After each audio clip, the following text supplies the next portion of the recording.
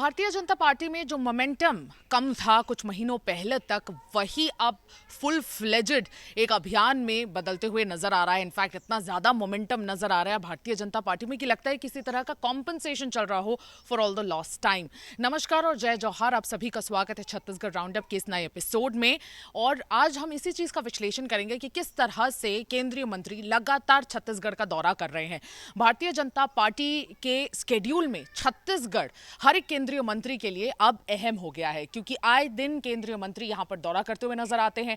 इसी क्रम में अगर हम बात करें तो केंद्रीय मंत्री अनुराग ठाकुर आज छत्तीसगढ़ प्रवास पर थे, कुछ ही घंटों के लिए वे आए थे और आने के बाद उन्होंने एक बहुत अहम प्रेस कॉन्फ्रेंस की।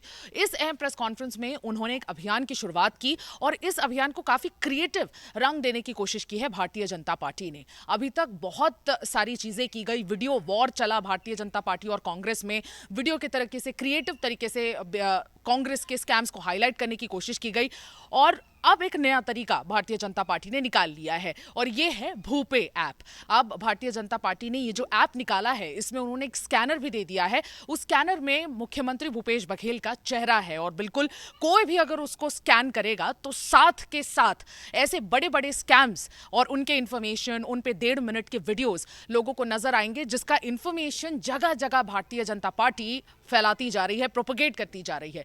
उसी को बहुत ही क्रिएटिव तरीके से भारतीय जनता पार्टी ने एक शॉर्ट तरीके से उसको दे दिया है और इस ऐप को ज्यादा से ज्यादा लोगों तक पहुंचाने की कोशिश भी की है। इनफैक्ट अनुराग ठाकुर ने इस प्रेस कॉन्फ्रेंस के अंत में अपील कर ही दी और उन्होंने लोगों से कहा कि ज्यादा से ज्यादा लोगों को ये ऐप पहुंचना चाहिए और ज्यादा से ज्यादा लोगों को ये स्कैनर यूज करके स्कैन करना चाहिए और देखना चाहिए कि किस तरह से पीएससी स्कैम हुआ, गौठान घोटाला हुआ, चावल घोटाला हुआ, 2000 करोड़ का लिकर घोटाला हुआ, कोल स्कैम हुआ।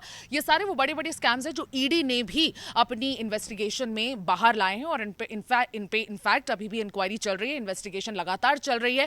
बहुत सारे लोगों को समन भी किया गया है। कोल स्कैम की बात की जाए उसमें भी, चावल घोटाले में भी, लिकर स्कैम में भी और अब महादेव बुक स्कैम में भी रणबीर कपूर को समन कर दिया गया है। अगर आप देखें तो लगातार ये जो स्कैम्स है ये हाईलाइट कर रहा है भारतीय जनता पार्टी। इनके परिवर्तन यात्रा में भी जगह जगह, घर घर, डोर टू डोर कैंपेन करके भी इन्होंने उन सारे स्कैम्स को डिटेल में लोगों तक पहुंचाने की कोशिश की है।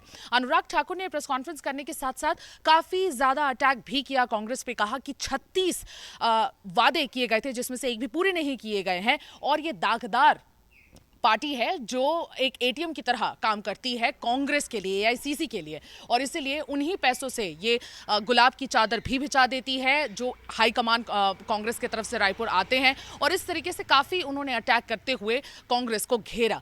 कांग्रेस को घेरते घेरते उन्होंने कई सारी ऐसी बातें कही जो कांग्रेस के लिए जाहिर सी बात है अब एक रिएक्शन इन्वाइट करेंगी और कांग्रेस किस तरह से इस भूपे ऐप का काउंटर निकालती है ये देखना इंटरेस्टिंग होगा। अभी तक तो फिलहाल कांग्रेस की तरफ से कोई रिएक्शन नहीं आया है, लेकिन कहीं ना कहीं ये बात साफ हो गई है that BJP is going all in with guns blazing on Congress. और कहीं ना कहीं ये चीज साफ हो गई है कि अब it's all about war and everything is fair in this war जो छत्तीसगढ़ इलेक्शंस है।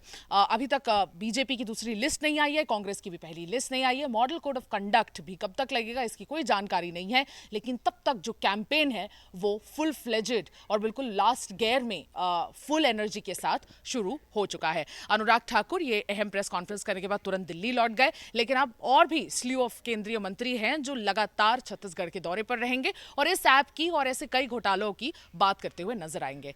देखना खास होगा कांग्रेस किस तरह से रिएक्ट करती है और भूपे का काउंटर किस तरह से निकालती है। आज के लिए बस इतना ही। मुझे मेरे वीडियो जर्नलिस्ट राघवेंद्र पांडे को विदा दीजिए। बने रहिए छत्तीसगढ़ तक पर, तब तक के लिए नमस्कार, जय जौहर।